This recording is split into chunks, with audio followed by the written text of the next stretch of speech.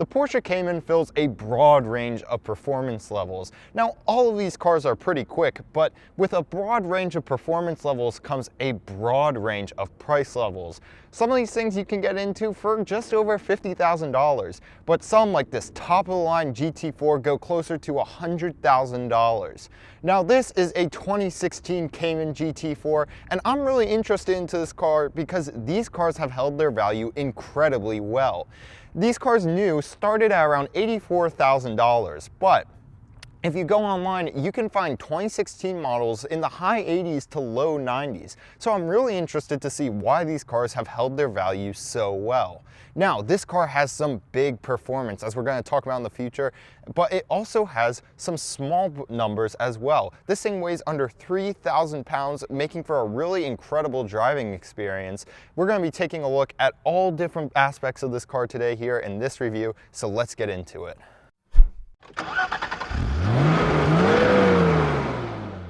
First, a big thank you to Koons Chevy Buick GMC of Clarksville, especially Eric for letting us take a look at this vehicle. A link to their website will be in the description.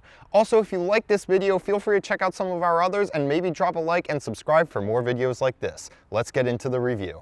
Here we are at the front of the vehicle, and the first thing that we sort of noticed looking at the front was just how short it is. I actually have to crouch down to really get in shot with it, which is just something that really shows how race car-y this vehicle is. Some other factors that attest to the speed of this vehicle around here on the front are all the different grills and whatnot, which we'll take a look at in a second. But first, I also just want to appreciate the bodywork here. You have these nice, like, trademark Porsche bulges on each side. It makes for a really nice shape around the front of the vehicle.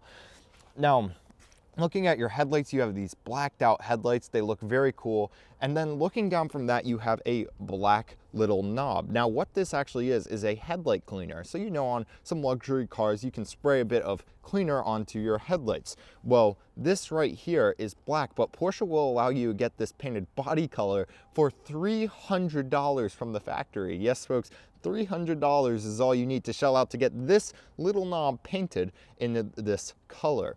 Now, let's talk a bit more about the other race car-y aspects up front here. Just the grills. You have grill after grill after grill, and they're these nice real metal grills. You can feel right here in the front. You have, this is my favorite right here. It has a very unique shape, very cool looking. It almost looks like a little smiley face on the car. I really like it.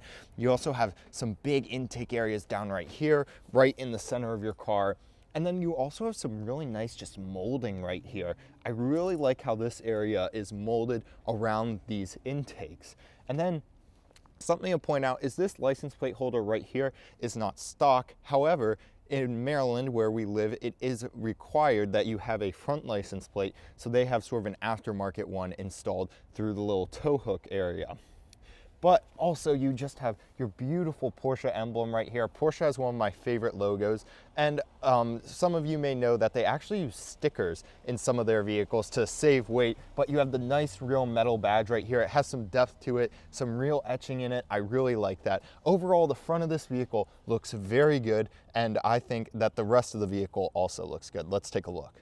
The side of the vehicle is also very good looking. You definitely have that traditional Porsche shape to it, but first I want to talk about this color. This color is called sapphire blue, or at least that's what we believe it is, because as you know, Porsche does have many different colors to choose from, and this is a used vehicle, so we are not entirely sure if it has had a secondary paint job or anything like that, but this paint job does look stock, and just the sapphire blue color is just so brilliant. And one thing I really like about it is it looks like the same shade of blue as you go around the car. A lot of colors sort of change in tint a little bit as you walk around the car. This seems to maintain the same deep blue shade as you go around the entire vehicle. So really like this sapphire blue color.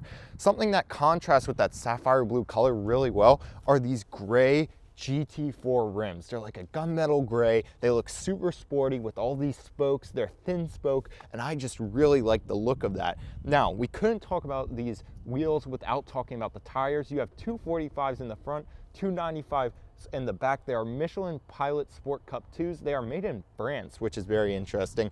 And behind these, you have these bright red Porsche calipers. I mean, these things are massive. My hand I have a fairly big hand, but like, it's nothing compared to this caliper. This is really impressive. Moving back from that, I really like the mirror on this vehicle.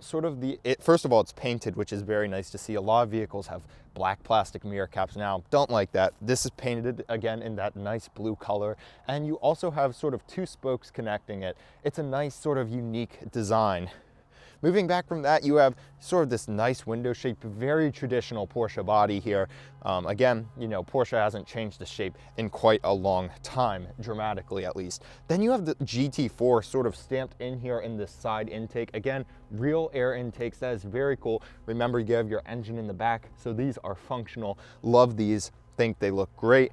Again, you have 295 tires in the rear, and just the hips on this thing are so wide. And you have a really strong body line running from right here next to the window all the way back. And I really like the look of that. Overall, a great side profile. Let's take a look at the back. Here we are at the rear of the vehicle, and what I really want to say about this area is it has such a nice flow to it. So what I'm sort of talking about is like your taillights just flow so nicely into your little lip spoiler right here. First of all, your taillights do look very nice. You sort of have these little oddly shaped triangles within them, within each other. I like the look of that, but then they just change shape and they flow so nicely into this little lip spoiler right here. Now above that, you have a much larger spoiler, which clearly is very performance oriented, very good looking. You have these large flares on the side in that bodywork color. I like that quite a bit. Now, moving down from there, you can see you have your Porsche logo right there. You have Porsche like written out in these black letters sticking out from the bodywork. I think that is very cool. And below that, you have the GT4 sticker.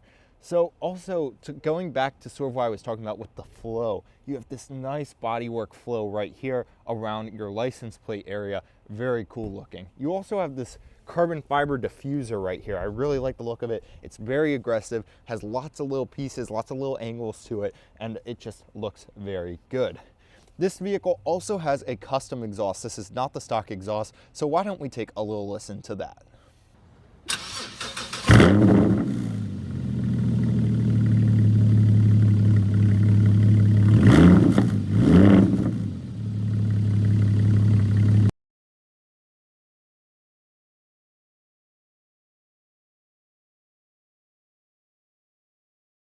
To open the hatch, click that, and up goes your hatch.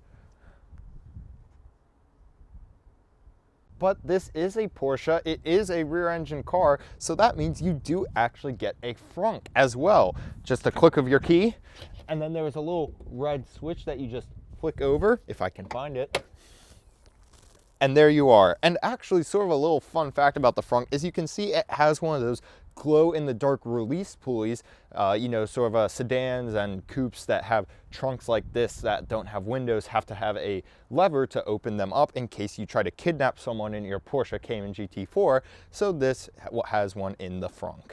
Here we are at the back of the vehicle again, and I want to talk about the engine specs. You have 385 horsepower and 309 pound-feet of torque. Now that may not sound like a lot, but remember, this vehicle weighs under 3,000 pounds. So that's going to result in a 0 to 60 time of 4.1 seconds. You have a 6-speed transmission in this model. And also just something I want to mention is that because your engine is rear mounted, you do get the benefits of having more weight on your rear wheels. Now getting into this vehicle is quite a special event, as it should be for a vehicle of this price point. First of all, you have your Porsche key, which is shaped like a little car, which is very special. And then also you'll see that it is painted in the body color paint color. You also have a button for your frunk and your trunk, so all you're going to do to unlock it is hit your unlock button. And something sort of neat about the handles on this vehicle is they pull upwards like that. Open your door and access. Obviously, it's tougher for a taller person. You have to get down quite low, but not too bad. The interior impressions here, honestly, they aren't that important because remember, this car is really built for speed. So you do have a lot of plasticky materials in here, but you know, it's still not too bad. You do have some nice Alcantara. You have Alcantara on your door panels. You have this Alcantara on your roof headliner. It makes for a very sporty feel. You also have Alcantara inserts in your seats. Very nice. You do have a little bit of leather and stitching sort of up here on your dash and up here here on your doors. There's a lot of this sort of fake metally plastic. You have some of that in your center console right here. You have some of that along your fancy cup holder, which we will show off in just a bit. And you also have a lot more of it along your door panels and even just right in front of you. Now, some other places you have some fake chromy metal is around your air vents. You have like 4 air vents in the front, which seems like a lot for such a small car. It's sort of one small adjustable air vent with one long air vent going behind it, and you have 4 of those around the vehicle. And then it just looks very like plain, sort of. This middle area for Porsches has always looked very plain, indistinct, a little generic, but again, you're not really buying this vehicle for the interior. Time to take a look at the famous Porsche cup holders, which Colin will now demonstrate. You simply open that sort of compartment, and then your drink holders pop out, and then you can hide away all that ugliness by pushing up that middle section. We have found this to be a little finicky. Sometimes like they don't stay closed unless you press with just the right amount of force. However, it is a very over-engineered, very Porsche answer to the question of how do you put cup holders in a car, and I greatly appreciate it. So here we are in the driver's area of the car. I'm going to take you on a quick tour of this. Let's start over on your door panel. First of all, you're going to notice that you have this strap to get out of the car. This is actually your door handle. You pull this to open the door. This is obviously some sort of weight-saving measure, but a lot of people have been quick to point out that it is right next to your power windows. Obviously, if you want to save weight, you won't have power windows really, but I still think this is cool, even if it is a gimmick. Now moving over, you do have your headlights, you do have the place you'd put in your Porsche key, and you can see that's nicely surrounded in this fake metal trim. I like how that dips down, sort of wraps around. Speaking of trim, you do have some of your stitched Alcantara right here. I think that's very nice looking. And then you also have these little chrome tips on your window switches. I think when brands do this, it makes all the difference in a vehicle. It makes it feel much more premium when they put these little chrome tips on like window switches and mirror switches and all that.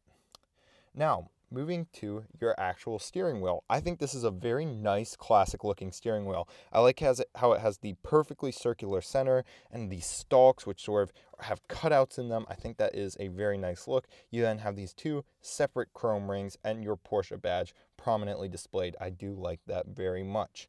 Here in your gauge cluster, you have 2 physical gauges along with a digital gauge. Now, to get that digital gauge to come on, you can turn on the AC power, which I will do right now. We can't take you through all the menus because we don't want to start up the car and make a whole ruckus again. But basically, that has some of your regular car menus that you would expect to see in a car at this price point. Some of your performance menus. Moving over from that, you do have your infotainment system. This does look very old. This looks far older than 2016, but Porsche recently did update their infotainment system, so it is definitely better now than it used to be.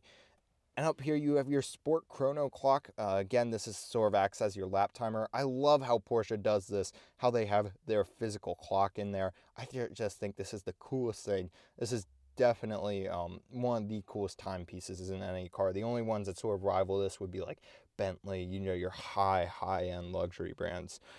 Moving down, you do just have a bunch of switch gear. It's really plasticky, lots of blank switches. If you know Porsche, you know they love to have crazy amounts of options. I don't think blank switches are really appropriate in a car at the starting price of over 80 grand.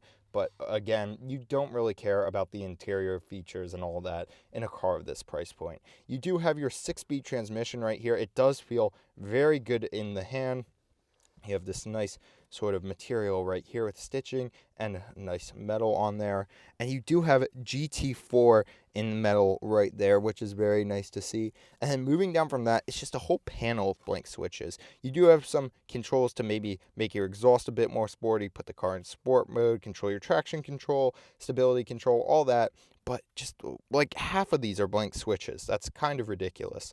But overall, still a nice driver's area from the point of a performance driver. Your seat is tight, it holds you in well, and you just have a good view of the road ahead of you. Overall, if you're driving this car, this is going to be a good place, a good view, good design. Now in this vehicle, you don't have an opening center console, but don't worry, Porsche has thought about this. All you have to do is get out of your vehicle, and you just have to move this seat forward a bit. And then once you do that, they have conveniently placed a little storage cubby right here. And as you can see, that pretty much is your center console. Now, how you do this at 80 miles an hour, I'm not entirely sure, but hey, at least they thought of an alternative. So in conclusion, this vehicle was a lot of fun to review. It has that racy interior, all that Alcantara, that incredible noise inside and out, all those fun racy bits like those aggressive side intakes, these very cool wheels, and that all those active real grills up front. This was a very cool vehicle, and we hope to review another Porsche in the future. A big thanks to Koons Chevy Buick GMC of Clarksville for letting us take a look at this vehicle. And if you like our videos, guys, please consider liking and subscribing to our channel. We plan on making many more videos just like this in the years to come. Thanks to all of you who have been watching all of our videos throughout the year. It's been a great first year. We can't wait to get started on year 2. We'll see you in our next video, guys. Thanks for watching.